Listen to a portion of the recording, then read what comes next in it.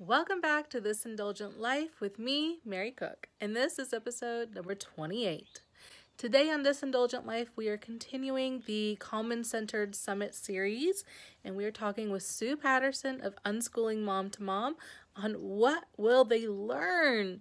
So now that all the kids are out of school and we are responsible for their learning, we kind of have to figure out what's going on. And if we're just letting them watch TV or if we're just letting them play outside, what are they learning from that? So Sue is going to help us kind of see the learning potential and everyday opportunities. Can't wait.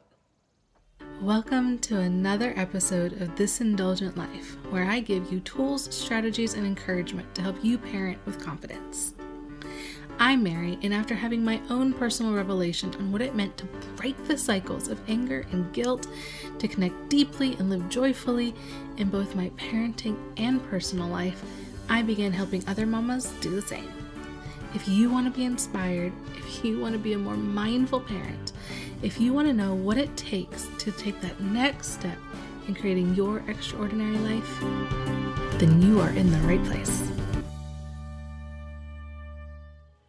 Welcome back, everyone. I am so excited to be here with you again. I want to just go over a little housekeeping before we get started, as usual.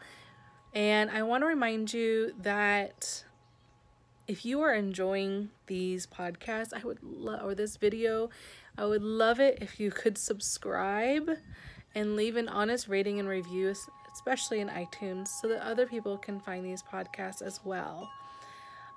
Also, don't forget there is a free Facebook group. In fact, there are now 2 free Facebook groups. One is my normal parenting group, which is facebook.com/groups/thisindulgentlife.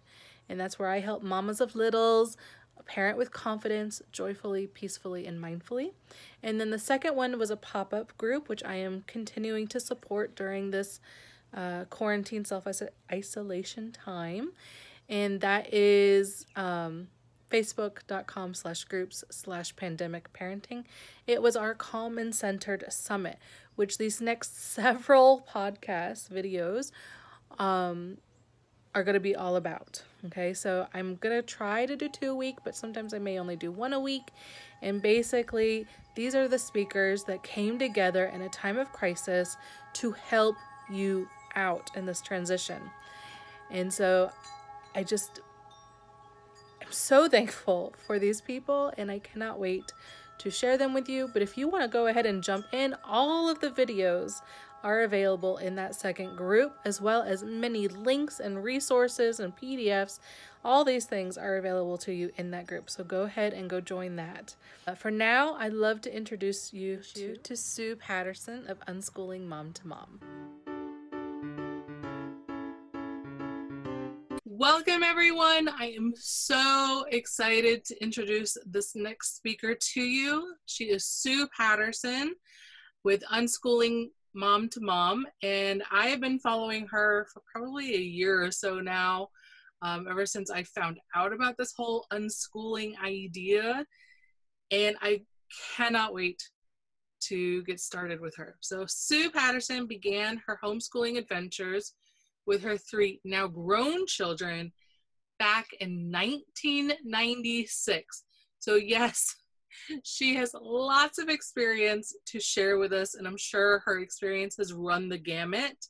So if you have any questions, she is sure to know the answer. I don't know about that. But She has a coaching practice now, sharing her 20 plus years of experience with parents who are looking for information, support, and confidence on their homeschooling journey. And you can find Sue in the Unschooling Mom to Mom social media platforms, or work with her through group and one-to-one coaching, an online course, and a variety of helpful guides, including one she's going to share today in this call. So welcome, Sue. Thank you so much for taking the time out of your busy schedule to be here. I'm so glad to do this. Thank you for inviting me. I wanted to just talk to people a little bit because I know how everybody's stressing out. I know how everybody is thinking they've got to get this structured day figured out, and they've got to get all the learning done, and how are they going to do that? And the kids are bickering, and they're leaving shoes all over the house, and they're, how am I going to get lunch? And oh my gosh, do they ever stop eating? And all the things. Literally seen at least one post on every single one of those pieces. Oh, I know. It's real life, right? I mean, that's how it goes. And I want to invite everybody to take a deep breath and to just know that it's going to be okay. It really is. My 3 kids, who are now adults and thriving, are didn't have lesson plans hour by hour. They didn't have really a schoolish approach to learning, which is when she says unschooling, that's what that means. Unschooling is when you learn from life experiences instead of from a teacher directed, here are our 7 subjects, let's do, an hour on each, or whatever it is. And it's skipping all of that and putting it back in order, where the learner is the prime focus. Because when you think about it, schools, and even when you do homeschooling, like you're doing school at home, it's more about the teaching than about the learning. It's more about setting up a lesson plan and getting your scope and sequence and making sure they cover all of these things. When the kid is just daydreaming out the window, you know that from your own school experience. How many times did you not really pay attention? Yet they check the box, exposure to arachnids.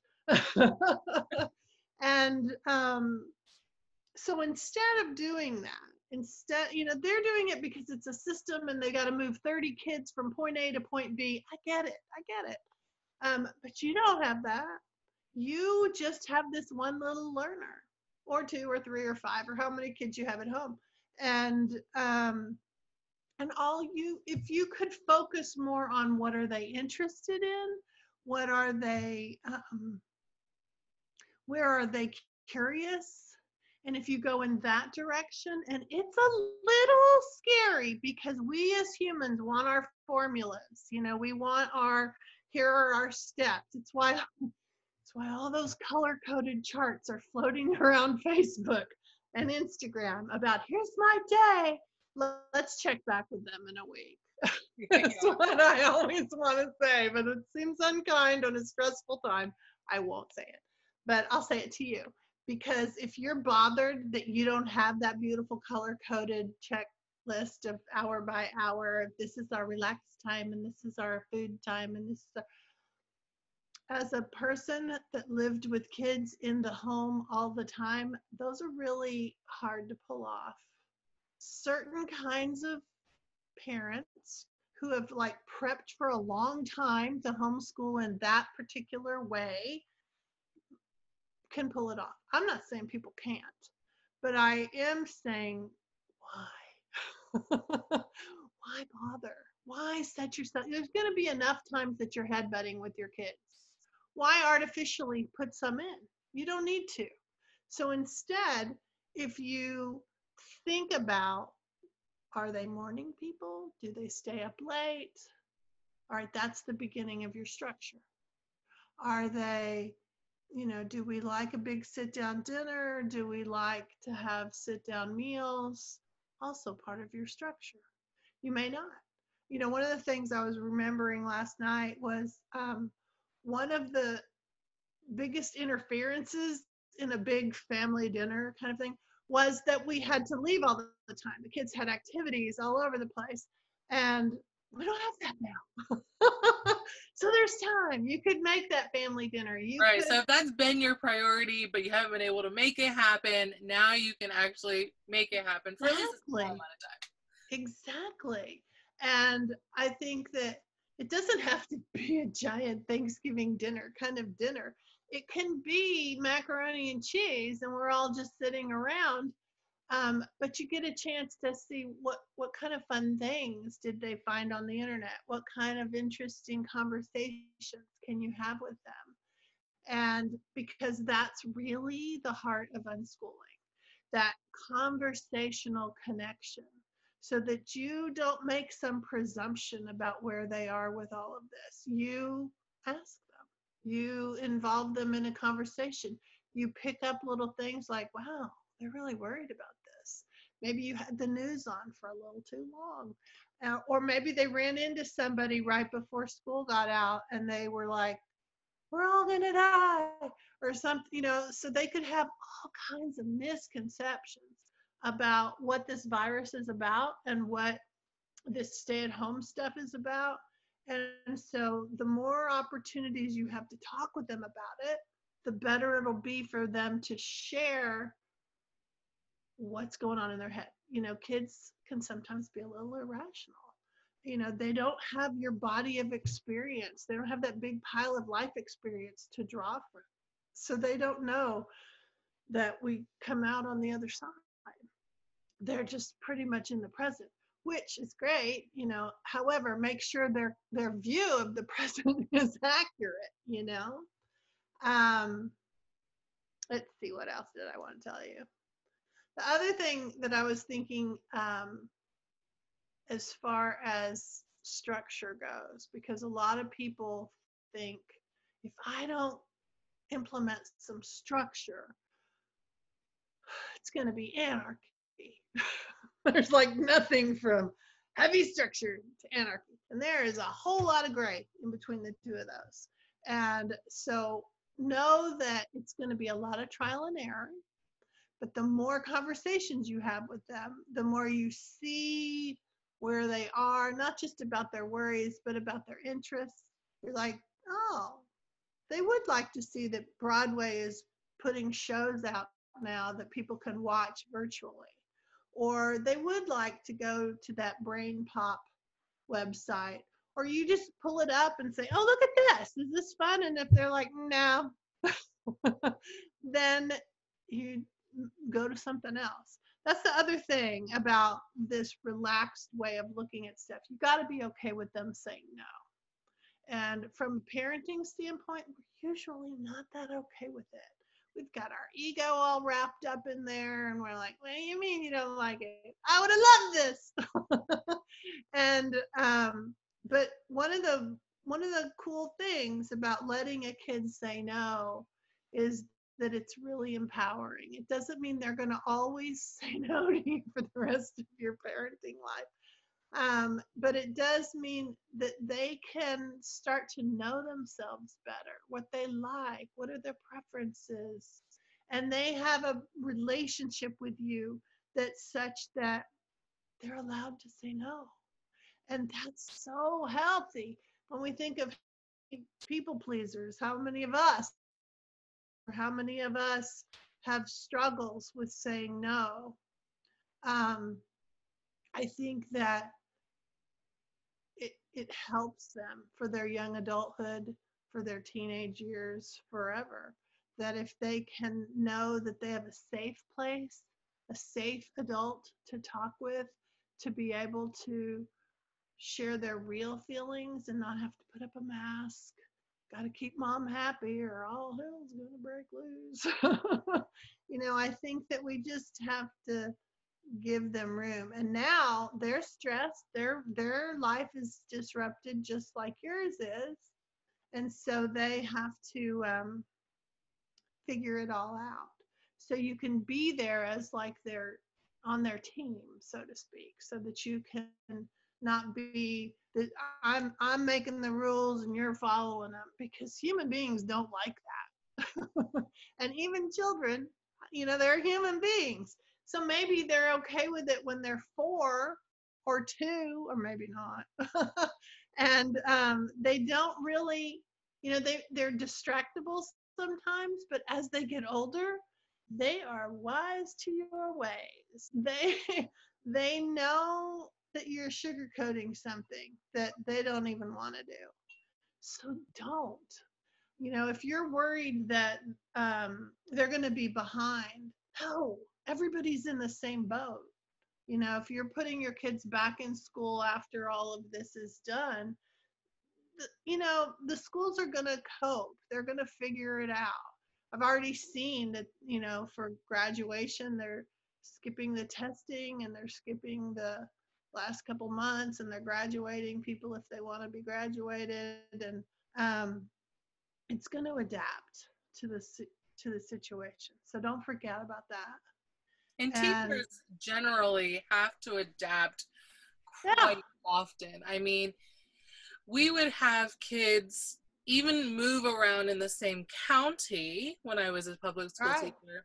And in our county, like for science, we had 4 units in a year, and these boxes, the units would shift between the schools. And so we would have somebody that had already done a unit Right. and then come to us, and we're doing the same unit again. So they're missing the one we just did. Right. But they're still okay. Like Right. the thing with schools, guys, is that it's a spiral. And learning in general is this way. It's a spiral. So just because you miss one spot of getting exposure to something doesn't mean you're forever going to miss that. You'll come back to it again.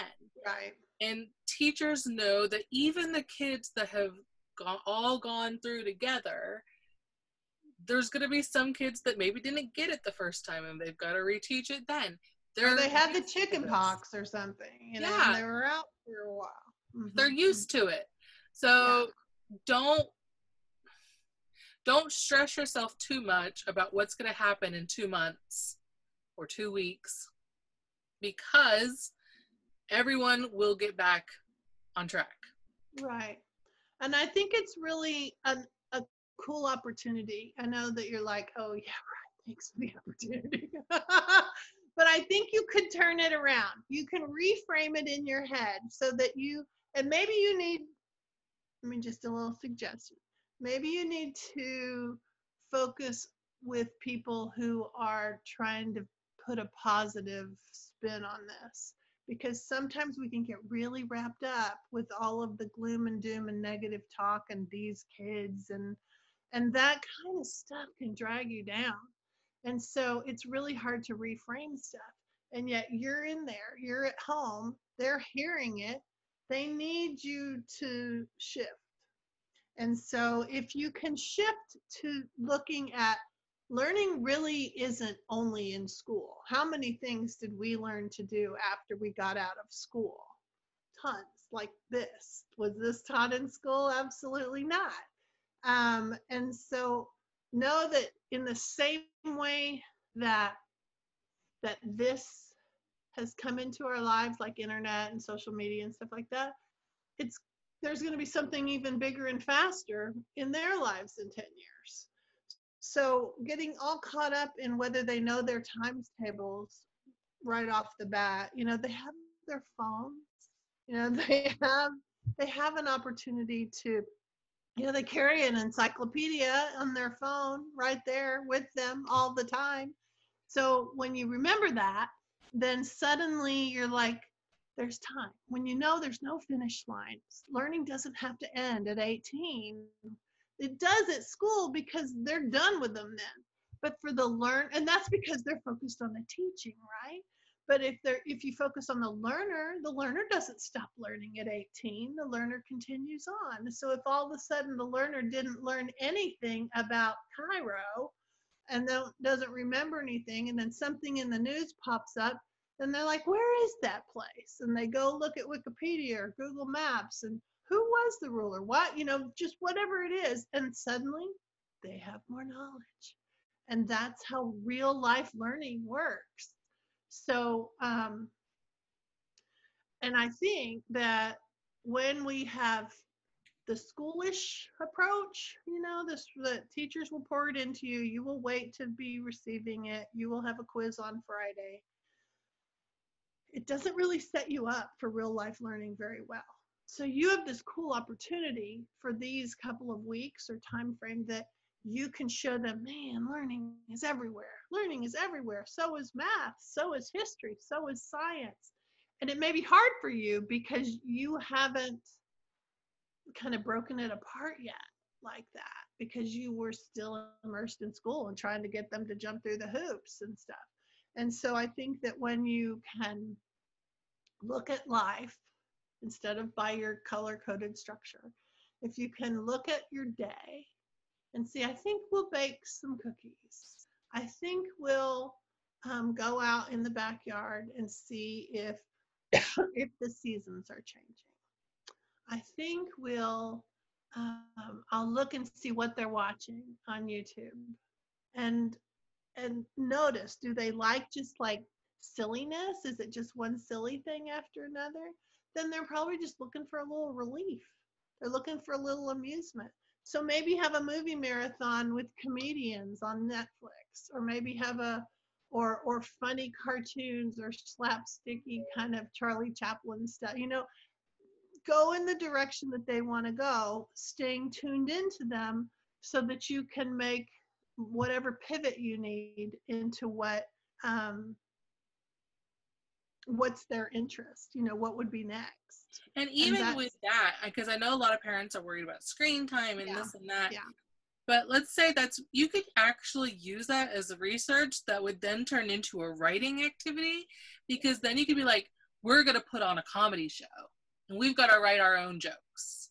Right. And so you're researching how people move their bodies, which, by the way, is a really important thing in life these days, to be able to speak publicly and be able to change your tone and the speed. All of these things are awesome observations to make, even though it's on the screen. And then it could turn into like a creative writing activity. So don't think of it, oh, well, we're just having a release. Think of the ways that you could take this release and then make it something interesting and fun that they don't even realize is learning. They're just realizing we're going to put on a comedy show. Right. And don't make it that if they have struggles with writing, don't make them write it. Well, yeah, that too. Remember that you're like, oh, good, I can get some writing in. And then all of a sudden your kid hates comedy because you made them write it. Better for you to write it. They see the value of writing.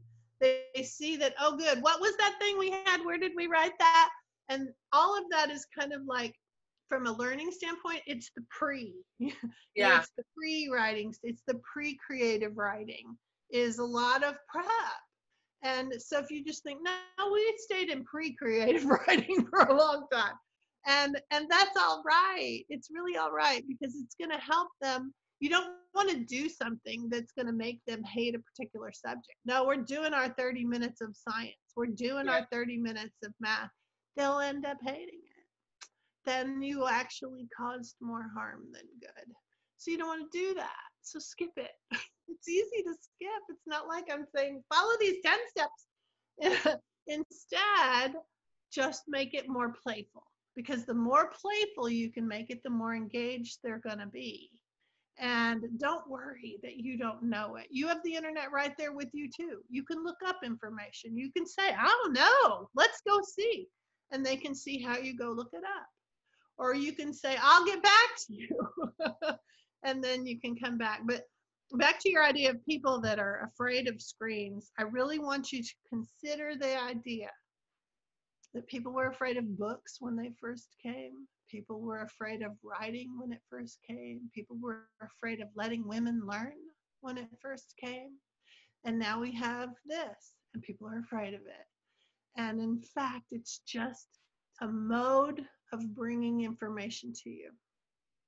And if you think about it in that way, what's the difference? The problem with saying screens is it's kind of dismissive, right? So if you think, oh, on my phone, I can talk to my kids, I can talk to my mom, I can play some games if I just need a distraction, I can look up something, your phone offers a lot of things. Then you think about, you watch TV and you got Netflix and you have a lot of opportunities there, or you play games and you learn more about technology, because really our kids are going to have a totally technological life. This isn't going away. So the more we can give them opportunities, you're like, all they do is they're on YouTube. And then the next thing you know, you hear that they're starting their own YouTube channel and they've learned how to monetize it. And there's just one thing after another, because you didn't put obstacles in the way to it. You didn't vilify the whole screen time thing. So I'm not saying that everybody that is anti-screen time is going to go to a no holds barred, but I am saying that be careful what you limit, because when you limit it, you give it more power.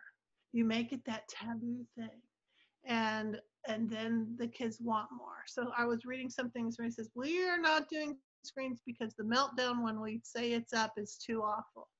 And so they're blaming the kid for the meltdown, when in fact maybe it's the mom for the limit was the problem. And I know that there's a lot of scary stuff out there written about unlimited screen time. But I think that if you can pull away from that, number one, never do anything because you're afraid.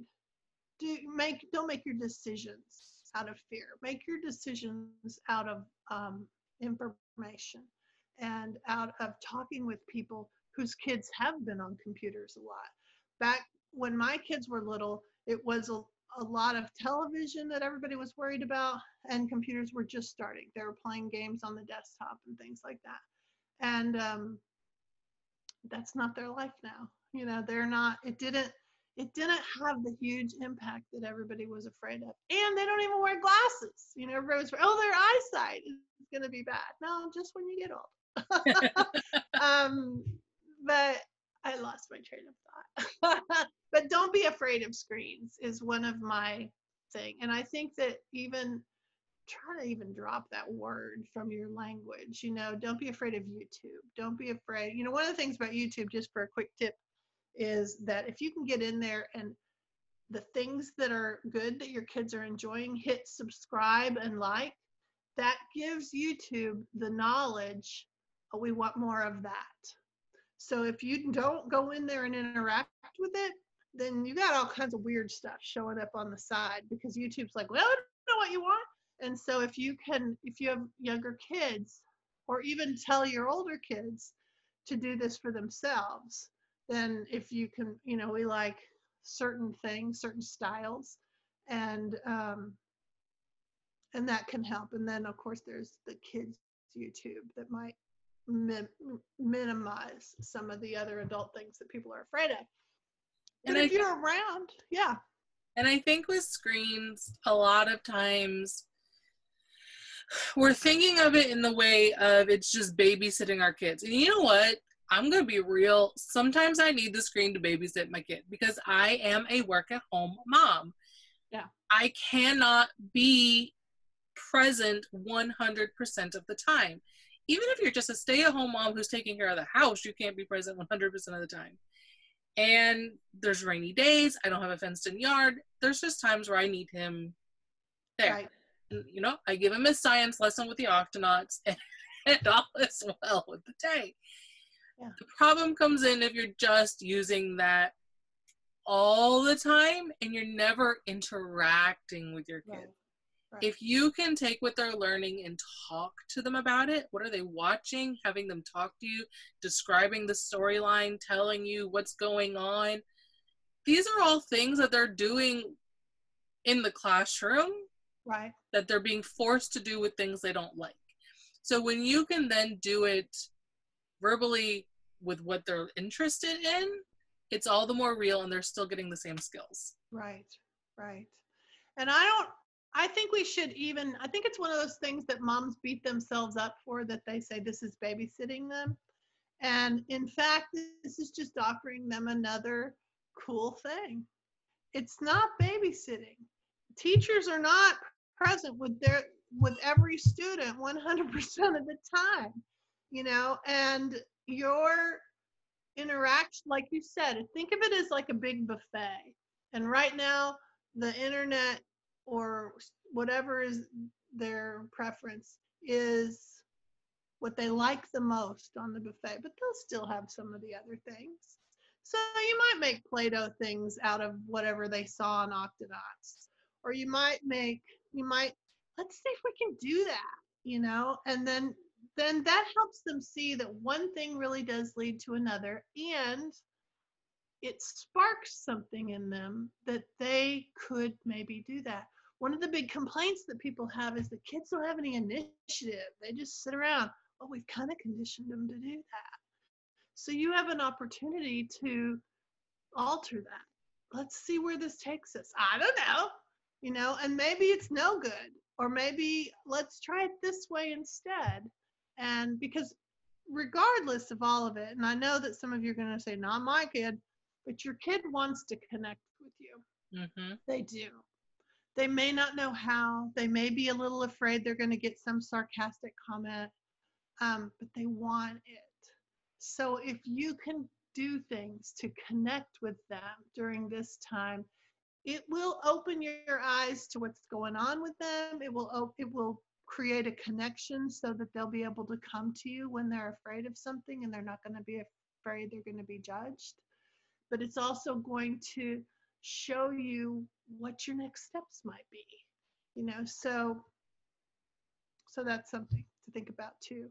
And I just, as a certified teacher, I'm a dual certified teacher, and the one thing that I find ironic is that when you're in the classroom,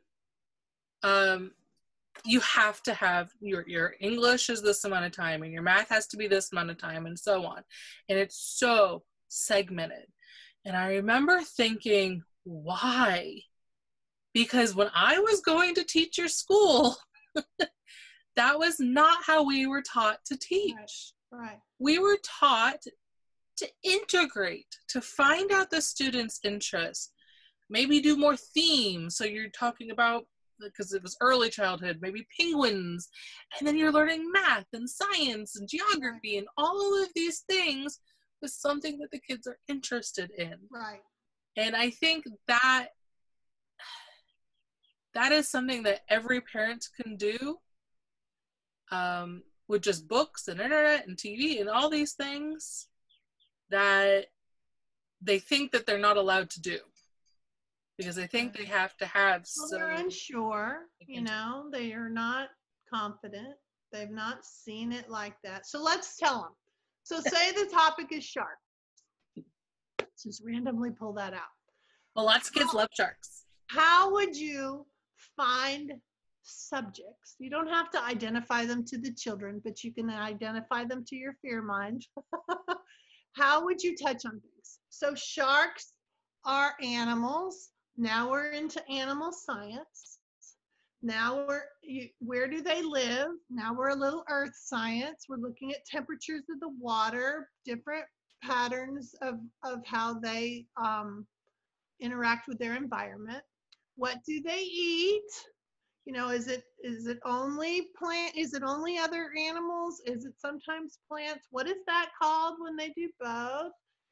And then, okay, so then you've got color shadings, and you kind of, maybe you can draw them, and you have art, and you can make clay things, or you can watch Shark Week and learn a ton of interesting things, and you can learn culturally what people do with sharks and with sharks' teeth and what's going on. So when you're looking online for things, you're researching, so you're doing part of your language arts, that you're learning how to read different things. What else would happen with sharks? Well, depending on the age, if they're older, they could do their arithmetic, trying to figure out the rate of extinction, because how fast they swim, or how much they eat. All that's math, all of that. It's the reason they have those subjects in school is because it weaves through our lives, kind of like a tapestry. So you have a tapestry that has a ton of red in it, but it doesn't have much purple, or it doesn't have much yellow. So they were really into science, and that was the red part.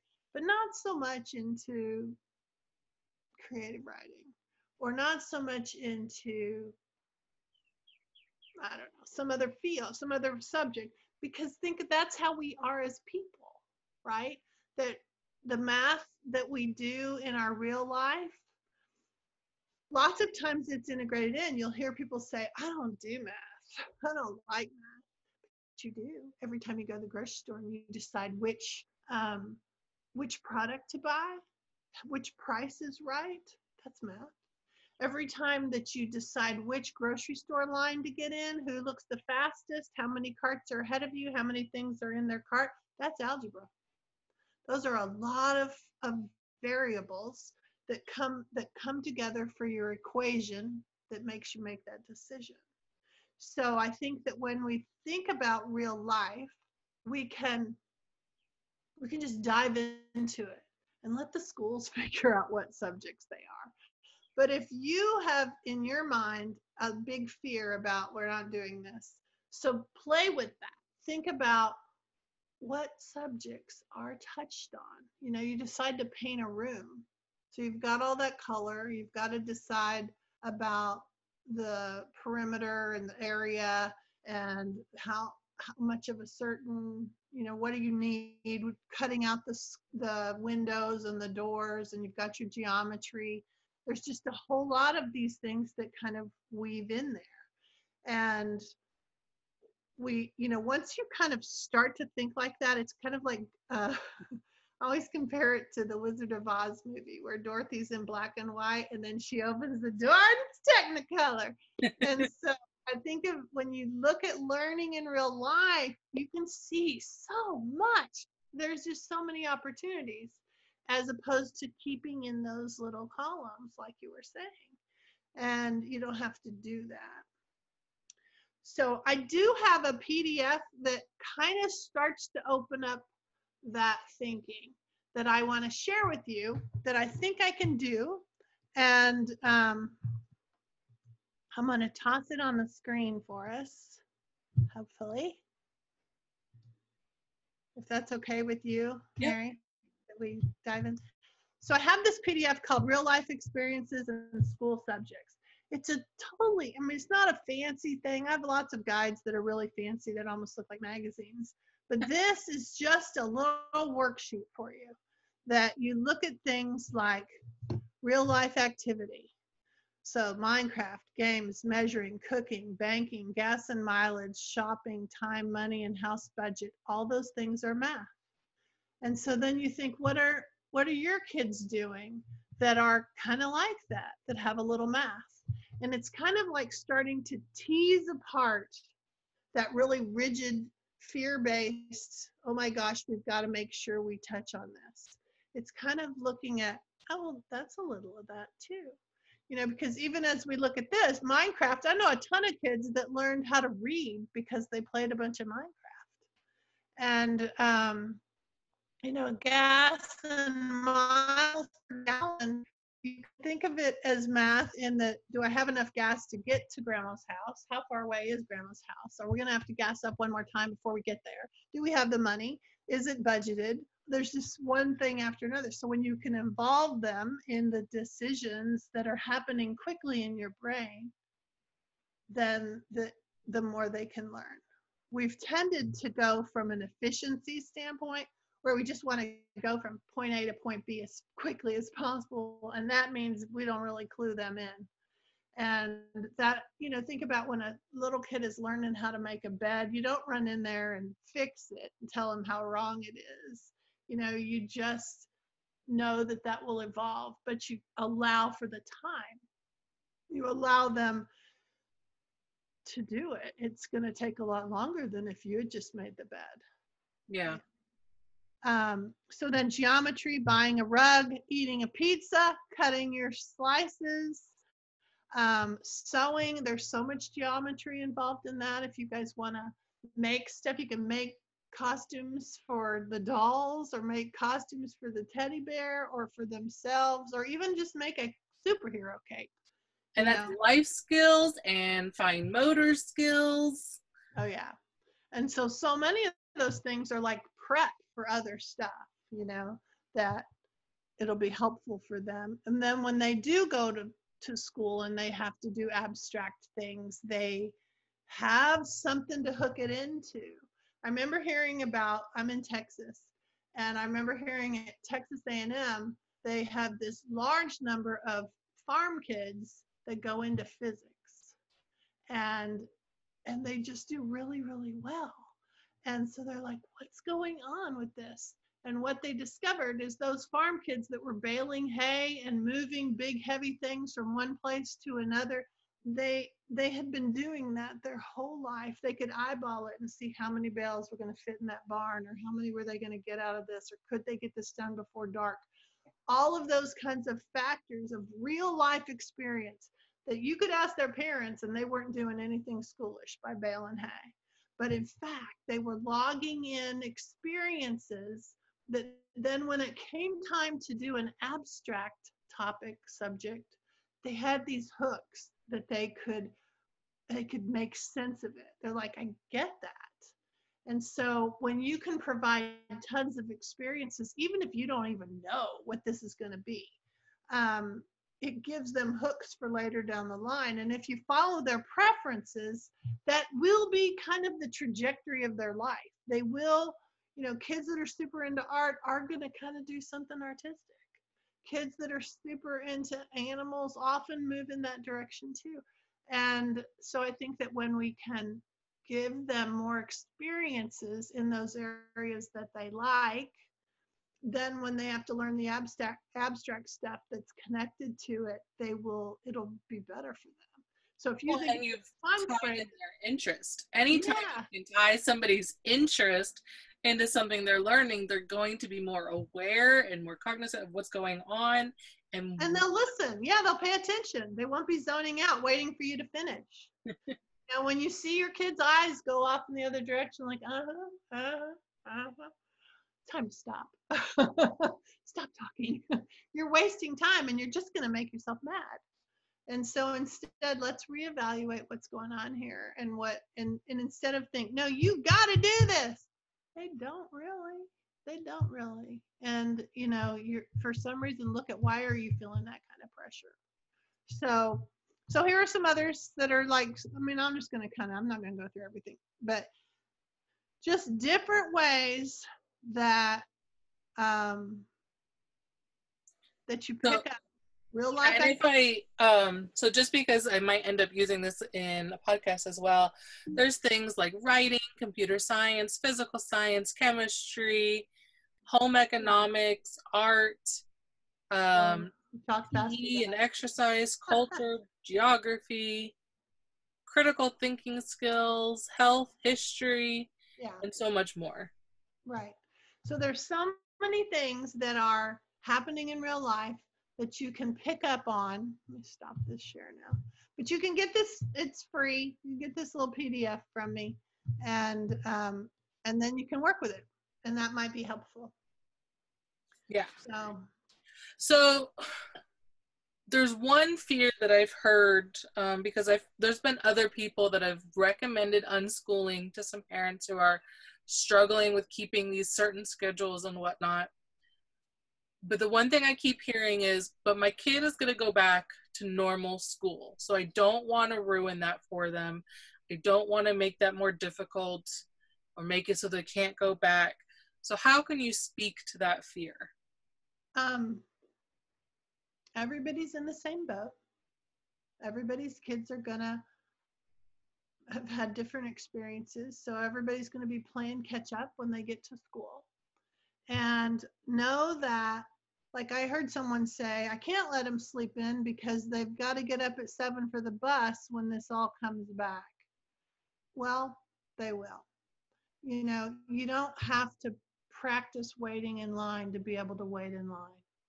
You don't have to get up early every day and be a little sleep deprived when you had this opportunity to kind of do some catch up on your sleep, or to relax into what your body really needs. And so I think that when they're worried about, you don't have to go to unschooling. It doesn't have to be like that. although it might turn into that if you embrace it. But if the word freaks you out, ditch it. Just call it life learning. Just call it um, Real learning. real learning, real Yeah, life the way learning. I Yeah, describe it to people is when you want to know something, how do you figure it out? Well, exactly. that's what unschooling is. Exactly. And so I think that one of the fears is that you can't trust that the kids are going to do something productive. And partly that's because you grew up not being trusted. And I believe it's in our hardwiring to be curious. I believe it's our hardwiring that says, why? What is that? Let me see more. And if it's in our interest area, for sure we can see examples of that from our own lives. So try to allow your child to pursue their curiosity and see where it takes them. And even if, like for instance, one of my kids was super into animals, we could have swore that girl was going to be a vet. And a couple things happened that kind of grossed her out. Like we lived on a ranch and a horse got a big thorn in it, and it was gross.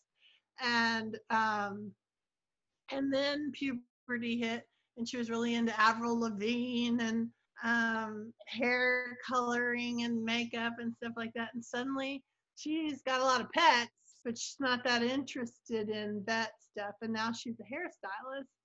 And because that she just really loved color and hair and shapes and did this Vidal Sassoon thing. And so for a lot of people, they're like, yeah, but that's not the highest level of career choices. I will say my son, who is working on his MBA and has a degree in journalism and anthropology, and my daughter, who's an actress, my hairstylist daughter, makes more money than both of them combined. So if money is your concern, not to worry. Um, Again, it's about letting them go in the direction that's interesting to them and knowing that they'll find a way, trusting that it will work out, and you're still their biggest cheerleader, and you'll be there to help as you can. And I will say mine are all financially independent. People are like, well, you're going to be living in the basement forever. No, they don't. They eventually want to get away from you. That's part of their hardwiring too. And to be completely honest, those of us who go to college are usually the ones that end up needing to come back home because we lost all our money in college. So. Exactly. I mean, so I have a degree in nursing. I haven't done nursing in 20 years. And okay. So I think that we have to be careful about what we're afraid of. We have to, when we get a fear like that, we have to like shine some light on it, see whether it's really something scary or was it just some hanger in the closet with a hat on it and it wasn't a big boogeyman. And so when you put some light on it and you think about it, and often I recommend to clients to journal so that they can talk to themselves about what is it? Why am I afraid? Why does this matter? Why is this important? When you ask yourself why over and over, you can kind of get to what's the point of it. And a kid that's super artistic and doesn't, maybe even a kid that's not reading yet, and you're worried and you're thinking, oh, I've got 2 weeks. We can do a reading immersion. Sometimes their brains aren't ready. And so instead of getting them all freaked out like you are, that they're not reading, instead, let them get information in other ways. It's perfect. Reading is not the holy grail. Reading is a way to get information. So they get information from audiobooks, they get information from you reading to them, they get information from mentors or video channels. There's all kinds of ways. So you don't have to be afraid that they don't read right in your mind. But so many kids are convinced that they're dumb because they aren't reading at what schools have decided is important. So I think that when you can give them a little reprieve from that, when you can not focus, instead of focusing on let's shore up these negative things, focus on their strengths. Use this time to build them up, because schools don't really get an opportunity to do that. They've got their segmented stuff that they've got to get everybody through, but you have an opportunity to help them see, I'm really good at this, or I'm really good at that. And don't worry, it's not going to make them some egomaniac that can't get their big head through the doorway. They just need somebody to see their strengths. And so if you can focus more on their strengths than what are their weaknesses, then they can leave this time period feeling great about their relationship with you, feeling great about themselves, feeling great that they have learned some stuff, and ready to go back to whatever they need to go back to. And then the teachers will handle it. Have a little faith in them. They're going to, just like they're canceling all these things, they'll figure out how they're going to get everybody back to where they need to be. And I think we do ourselves and our kids a disservice with thinking that we have to keep ourselves in such a strict routine, and or else we will never be able to get back on track. And for some people, you do need some routines. There are some people that need routines, but it doesn't have to be so regimented. And for most people, you can jump back. You go on vacations and you sleep in and you eat all the food and all these other things, and then you come back and then you get back to daily life. Like that's, we all do it. And yes, my daughter is a perfect example. She was a night owl. She was up late every night. I always thought, well, there's always 3 to 11 shifts. There's always the night shift. I guess that's what her future will be. And then she was 16 and she wanted to take more dance classes than I could afford. And the closest place to work was Barnes and Noble. And her brother had already worked there, so she could get a job there, but she would have to open the store at 7 in the morning. And like that, she did it. And she didn't have to, she stayed up late on nights that she didn't have to get up and open the store. She learned. A couple times she screwed up. But before you knew it, she was leaning into my room saying, Mom, I'm going to work. And I'm like, have you eaten? Yeah. All right. Now I pull the covers back up and I go back to bed, because she didn't need me to wake her up. She had her goals and she did them. So I think that you don't have to practice so many of these things that people are worried about. They're going to fall out of the habit and it's going to be a nightmare. No, it really won't. It's like we're on a break. Would you have done that during spring break? Would you have made them get up at 7 every morning so that they could not be freaked out about the bus time? Or summer. Exactly. So I think it's okay. I think that's just fear. We're just afraid. We're afraid and it's not, there's something wrong with us, because it's often coming from, I just want to do right by my kid. I want to make my kid's life easier. You will make your life very easier, because number one, they'll feel more connected to you. It certainly doesn't make their life easier for you to say, I said 5 minutes and now you're still asleep. That's not making their life easier. And it's not like those interactions are going to propel them into some successful thing later.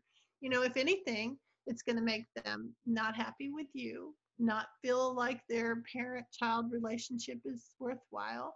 Then they'll start to feel bad about themselves. And often I've heard people say, well, maybe they'll feel so bad about themselves, they'll do it my way. It doesn't work like that. And so they just start to internalize, I'm lazy, so watch the words that you use with them when you're stressed, because sometimes we say things that were maybe said to us, or that are from our fear. So be careful that we don't inject them with negative thoughts, instead focus on relationship, and maybe even identifying if you're still afraid that they're not getting enough math and history and science and English and all, maybe look at some of their things that they're doing and extracting where those things are actually involved in that. That might help you. It might help your fear not be so in the driver's seat, you know. Well, thank you so much, Sue. That was a lot of I know. I was information like, to oh gosh, it digest. was an hour. I can kind of go on and on about it, right? Yeah, I mean, when you learn this method, it opens so many doors. I basically learned about it because I was learning about child-led art education. Uh-huh. And I was going down that road, which then led me to democratic schools and unschooling, and then, made me rethink parenting. And it's really, honestly, this was the door that opened me up into becoming a parenting coach. So it's so mind-opening and so free when you can answer all of those what ifs and then just kind of rest in it. So Right. I think it can help a We're lot. just conditioned to not do that for ourselves. You know, we're conditioned to listen to what the masses say. And that may not really be in your best interest. So, yeah, Well, is I'm there happy. anything else that parents should know about, how they learn and whatnot? Or I think we I might have think covered I've probably given them enough. But if they want a little more hand holding, you know, I have coaching, and we have group activities where we have a Facebook group, and we do the WhatsApp where somebody's like, oh my gosh, if I see another whatever, where you can kind of send out a lifeline to each other. And those are really inexpensive little group coaching programs. And then if you just kind of are more of a DIY person, I have at my SuePatterson.com website, I have guides for, well, what about socialization? What about a typical day? Am I doing enough? How do they learn to read? You know, just the typical questions that everybody has. So you can kind of peruse through there and see, and they're only like $10 a thing. So that if you want to do like a deep dive, what I did is I took all my 20 plus years and poured it into these like 28, 30 page little mini magazines to kind of help walk you through so you can get okay with it. You know, it'll help you overcome your fear. Love that. And if people just want to kind of be in your space, where can they find you? You can find me at SuePatterson.com. They can, if they're on Facebook, they can come over to Unschooling Mom to Mom. That's with a 2. There's a page and a group, and it's also at Pinterest and at Instagram. So, I mean, one of the things about when you've been doing this for a long time, you're like, oh, I'll add that. But then when you have to tell somebody at the end, well, I got this long list because I've been doing it a little while. So, yeah, any of those social media things, if you put Unschooling Mom to Mom in there, you'll find me. And I'm happy to help. Well, thank you so much, Sue. I know parents are now going to be like, all right, we want to make something today. What subjects can I say that is? Yeah, just pull them out. And do that in your own mind. I mean, if you have a kid that's freaked out, Mom, I haven't done any, then share it with them, relieve their fear. But if they're like, I don't care, then just do it to relieve your own fear. Yeah, or if you feel like you need to present something, because some states, Oh, yeah. like if you ended up wanting to take this long term, you can Right. present it saying, hey, look, these are all the subjects we covered and all the topics we Right. covered. I do know people that do some record keeping stuff with Evernote, the app Evernote. Yeah. They set up, states have different laws for homeschooling, and some people do have to turn in information. And so they set up little, I think they're called folders in Evernote, that you would have science and math and reading and all the subjects. And they just take a picture of their kid doing something and toss it into that Evernote folder. And then when they have to come up with a list, they can be like, oh, yeah, that was that time that he made all this stuff in Minecraft and he had to do all his math and he read and he talked to these kids. you know, and it's just helpful sometimes when you already have something set up. If like maybe your school is saying you have to report back learning things, use something like that where you could just jot down little things in a folder that way it's all there for you. So that might be helpful. That's awesome. Or the Thank little you so PDF much. that I'm gonna somehow make available. I don't know. How are we gonna make that available, Mary? The PDF, Yeah. we can upload it to the group, and then for those who gave their emails, you can shoot them an email with it. Perfect. All right, Thanks thank for you having so me. much. Yeah. All right. Bye, y'all.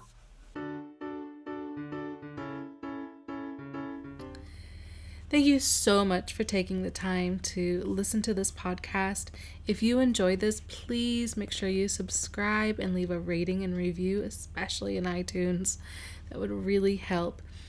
And remember, we have a Facebook group for moms of littles at facebook.com/groups/thisindulgentlife, where you, for right now, can get that free 5-day calmer, more joyful you challenge, as well as all of the lives that I do weekly, as well as all of the tips and tricks that I give and post weekly, and the fun that we have. So come and join us. I really want it to be a place of encouragement, of learning, and honestly a place to kind of de-stress. So I cannot wait to see you there. And remember, you can find all of the show notes at thisindulgentlife.com/28. Until next week, I hope you have an inspired week, and remember to take some time for yourself.